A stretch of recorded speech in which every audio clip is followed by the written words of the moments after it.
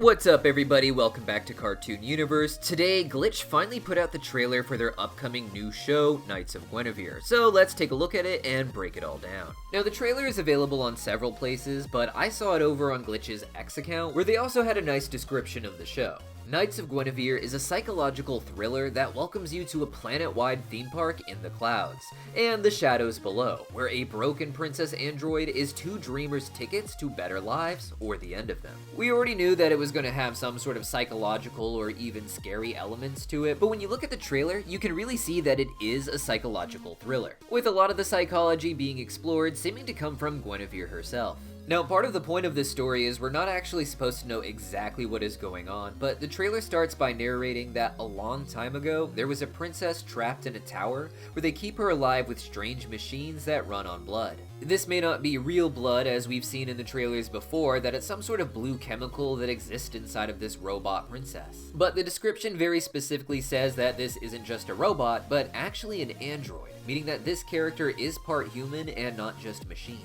This already tells us a lot about the show, especially from that psychological angle, as it's very much going to be about Gwen trying to reconcile her robot part with her human part. If she's an android, that means she's part human, but for some reason, when made part machine, instead of being allowed to live a normal life, she somehow became a mascot for this giant theme park. This is Park Planet, which is a giant planet-wide theme park where the important parts seem to be on these floating things above the planet, and as the description alludes to, there is something darker in the shadows below. You see this a lot in sci-fi, where the surface of the planet becomes too destroyed or just too polluted for the elites to live there, and all of the poor people have to stay down below, while the elites and other people just going on vacations and stuff get to go up to the world above. The early shots of the trailer have this narration with what looks like a human girl entering the room, but right behind her it looks like we see Gwen following her. And instead, this little girl seems to be someone with an important connection to Gwen, the one narrating, wondering if this princess will ever be set free and if she will ever find her knights, those Knights of Guinevere. This first part of the trailer is done in a really old-fashioned style, making it look like something you'd actually see at a theme park where they're just putting up an old VHS that they recorded in order to give you some lore about their characters while you're waiting in line, for instance.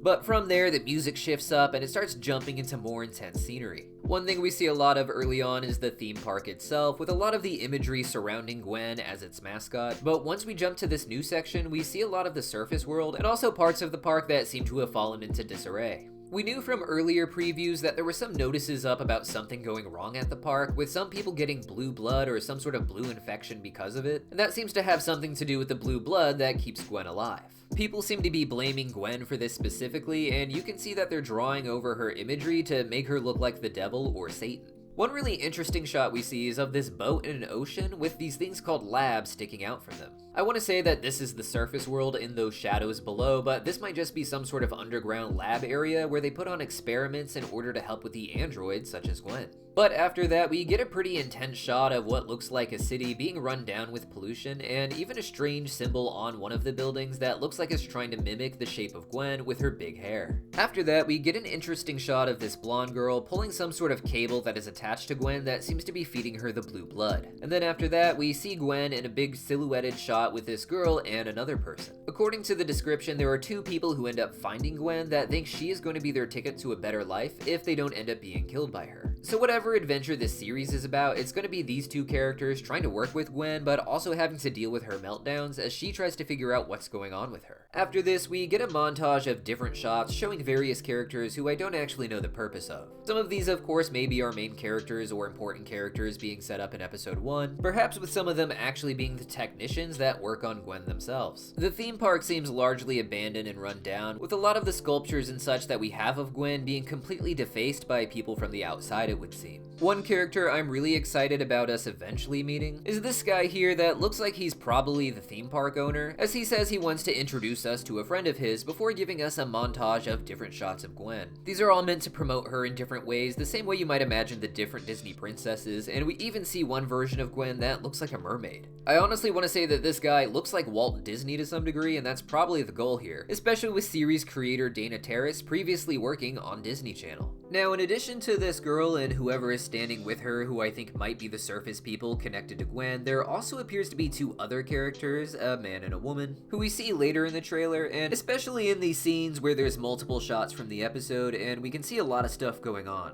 While I could be wrong and it could still just be the blonde girl and whoever she is with, there also seems to be some connection to the theme park directly with this character. Like maybe she's the one that helps Gwen escape so that she gets down to the surface area and meets those two other characters. This blonde girl, if she is the one narrating, seems to be focused on helping Gwen and helping her find her knights, as she calls them, hence the title, The Knights of Guinevere. And it's these two people down on the surface who might actually be her knights, or they may even refer to people she knew before she became an android. Now, what's really exciting is that the pilot itself is going to air on September 19th, which is just a few weeks away, and after we just got 2 episodes of the Amazing Digital Circus practically back to back. This is an animated series, so we don't know how long it will take for them to get episode 2 afterwards, and it may even be another year before they get this pipeline going, or they may have figured things out to get things running smoothly. But considering that they said that they would be releasing this year, hopefully with the earlier previews, it gives me hope that production is moving really fast and really smooth for this show, and that future episodes can come out in a timely fashion. Recently it was announced that the Gaslight District wouldn't begin production until the end of the Amazing Digital Circus, so that the two productions wouldn't interfere with each other, and we could get the complete story of the Amazing Digital Circus without any interruption. But since Knights of Guinevere is a 2D animated series, it makes sense that this would be done by a separate team entirely. And with that in mind, it seems to be Glitch's plan that they will run one 2D show and one 3D show, at least with Knights of Guinevere as a test. Now, in addition to this teaser, there's also the Park Planet website, and make sure you go to parkplanet.net, not parkplanet.com, which is just an actual website about making parks or something. Parkplanet.net was a countdown website that they put up to promote Knights of Guinevere before the trailer dropped, and on the website we get a few goodies, including visuals of the theme park in the sky with the surface planet below, as well as a personality test that tells you what kind of Guinevere you are. According to the website, there are more Guineveres than stars in the sky, which makes a lot of sense with the idea of this being something of a mascot that you want to mass produce merchandise for in various forms, similar to a Disney princess.